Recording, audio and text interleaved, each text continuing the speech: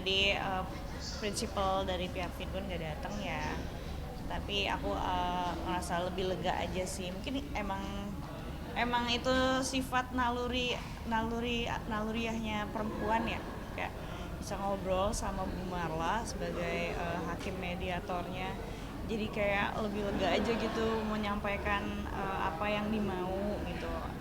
Unek-unek juga semuanya bisa tersampaikan. Ya harapannya mudah-mudahan minggu depan di sidang mediasi berikutnya bisa ya tercapailah musyawarah mufakat gitu. Leganya gimana Kak? Ada titik terang apa gimana?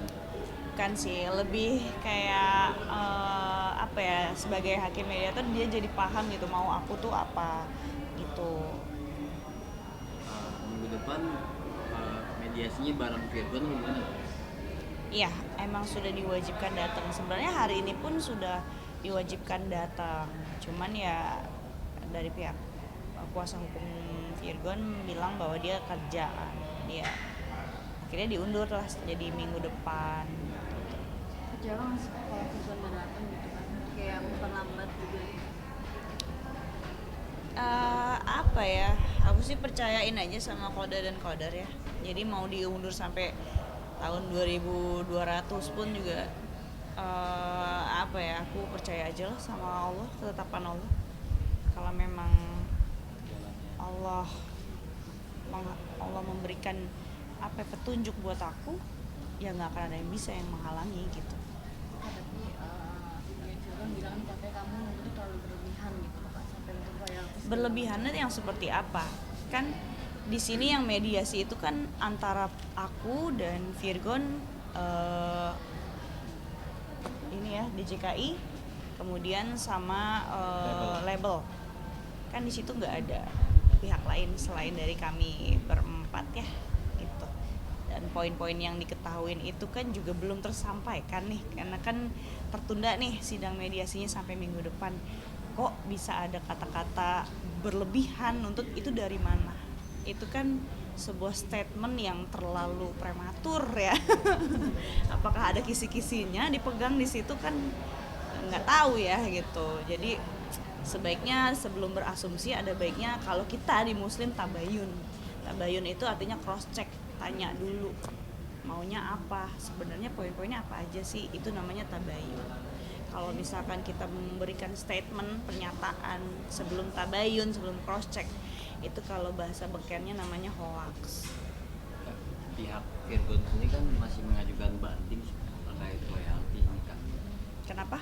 Pihak Virgon sendiri masih mengajukan banding, belum inkrah maksudnya gitu. Iya, ya makanya karena belum inkrah itu berarti kan status kita juga masih gantung nih, masih suami istri sampai hari ini. Jadi ya cukup aneh gitu kalau sebagai suami istri yang masih sah secara hukum tiba-tiba ada laporan polisi mengenai apa, illegal access dan data pribadi itu bisa naik sidik, agak lain gitu. Karena kan biar gimana pun harusnya dia mengklarifikasi dulu data pribadi tersebut betul apa bukan punya dia. Karena kan di situ dalam chat yang tersebar itu kan aku tidak ada mencantumkan nama dia. Di situ kenapa aku mention dia? Karena saat itu dia kabur, dia nggak ada di rumah. Ya aku kan nge-mention dia supaya dia menjelaskan, dia pulang dia menjelaskan. Tapi alih-alih dia menjelaskan, malah sekarang laporan polisi lagi yang aku terima. Padahal laporan sebelumnya aku udah masuk duluan, laporan pasal perselingkuhan dan perzinahan yang mana prosesnya masih belum jelas sampai saat ini. Kok bisa aku yang pelapor jadi terlapor gitu? Berarti kan kalau dia melaporkan itu sebagai data pribadi, berarti secara tidak langsung apakah itu pengakuan bahwa benar data chat tersebut adalah milik dia dan pembahasan dalam chat tersebut adalah benar gitu loh. Itu kan aku jadi pertanyaan, big question mark, pertanyaan besar gitu. Maksudnya apa nih, kok tiba-tiba udah naik sidik gitu. Oh ya, agak kaget, kemarin sempat nangis karena aku tuh paling sensitif kalau menyangkut keluarga aku, apalagi abang aku tuh sayang banget sama keluarga aku. Orang-orang yang dekat sama aku tahu banget, aku lebih pilih nggak apa-apa deh gue yang dimaki-maki, yang dihujat-hujat orang, tapi jangan keluarga aku. Itu abang aku sampai ikut terjun campur tangan karena ditunjuk sama Virgon, karena dia yang milih Drian sebagai juru damai dari pihak keluarga besar aku. Kok kita dijantur, terakhir pertemuan tuh dijantur tuh maksudnya dibikin nunggu lama-lama berjam-jam tanpa ada kabar. Padahal itu pertemuan dia yang request, dia yang minta. Aku ngerasa kayak apa ya? Jadi aku ngerasa bukan cuma aku nih sekarang yang dihina gitu secara nggak langsung. Kok abang gue juga ya, oh keluarga besar gue juga ya. Jadi kayak udah gitu aku juga dilaporin pula.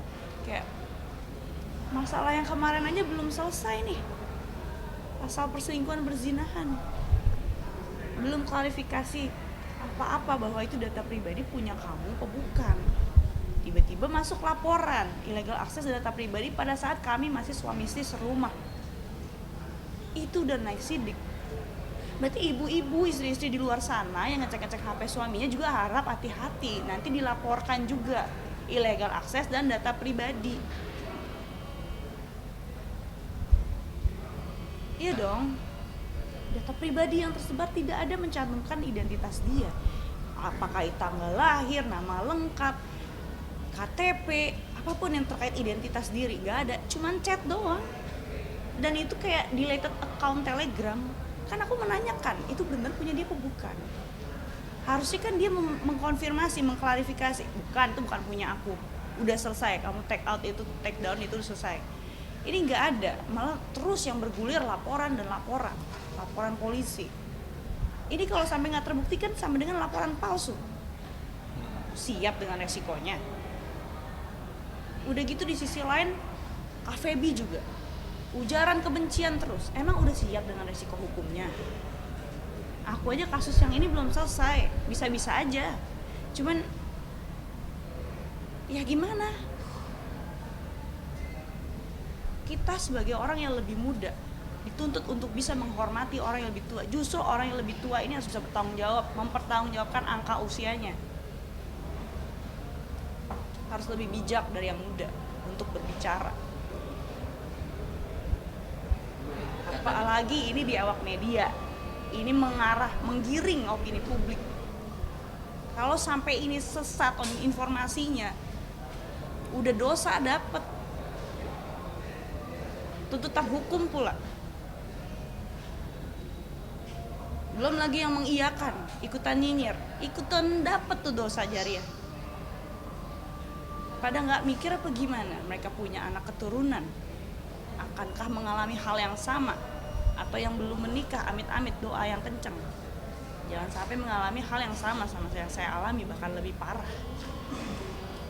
Sampai orang bisa mikir ke sana gitu loh, ngata-ngatain saya, nyinyirin saya. Ini saya perjuangan, ini hak wanita loh. Ini hak wanita. Ada apa-apa, kalian di pernikahan kalian ke depannya ini dilindungin. Tapi malah saya yang diserang, yang nyerang perempuan pula. Di mana hati nurani kalian? Makanya aku tanya kemarin, di mana hati nurani kalian? Gitu. Apakah sudah seyakin itu hidup akan lurus-lurus aja? Kiamat masih jauh gitu.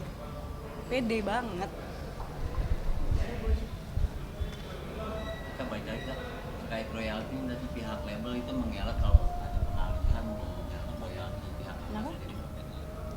Gimana? No comment sih, karena kan harusnya kan kita bahas di sini di sidang mediasi.